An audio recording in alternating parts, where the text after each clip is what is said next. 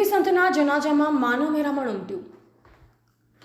વડોદરાના હઝરત સૈયદ મોઇનુદ્દીન બાબા કાદરીના મુખદર્શન માટે દેશ વિદેશથી લોકો આવ્યા। વડોદરા શહેરના સૂફી સંત અને માંડવી ગેટ પાસે આવેલ જુમ્મા મસ્જિદવાળા પીર બાબા સૈયદ મોઇનુદ્દીન બાબા કાદરીએ ફાની દુનિયાને અલવિદા કરતા તેમના અંતિમ દર્શન કરવા માટે હજારોની સંખ્યામાં માનવ મેરામણ ઉમટ્યું હતું। તેમના મુખ દર્શન કરવા માટે દેશ વિદેશથી તેમના અનુયાયીઓનું માનવ મેરામણ ઉમટ્યું। જોકે બુધવારના રોજ તેઓના મુખ દર્શન માટે તેઓના પાર્થિવ દેહને ખાટકીવાડામાં આવેલ ગૌસિયા મસ્જિદ પાસે તેઓના નિવાસસ્થાને મૂકવામાં આવ્યું, જેમાં દેશ વિદેશથી સૂફી સંતો તેમજ તેમના અનુયાયીઓ ઉપસ્થિત રહ્યા। જ્યારે તેઓએ આ દુનિયાને અલવિદા કહેતા તેમના અનુયાયીઓમાં ભારે શોક પ્રસરી જવા પામ્યો અને રડતી આંખે તેઓને વિદાય આપી હતી।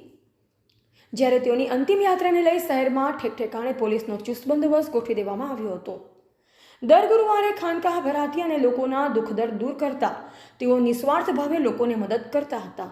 કોઈ ગરીબ તેમના દ્વારા આવે તો તેમને જે જરૂર હોય તે મદદ આપતા હતા। દેશ દુનિયામાં તેમના લાખો અનુયાયીઓ છે। તેઓના સુનિયતના પ્રખર સંત હતા। તેઓ અનેક સેવાકીય પ્રવૃત્તિઓ કરતા, જેમાં તેઓ સામૂહિક નિકાહ કરાવતા હતા। હવે મોઇનુદ્દીન બાબા કાદરીના બે પુત્ર અમીરુદ્દીન બાબા અને કબીરુદ્દીન બાબા ખાનકાને આગળ ધપાવશે। રિપોર્ટર રંગુની જાકીર, સબન ભારત ન્યૂઝ, ભરૂચ।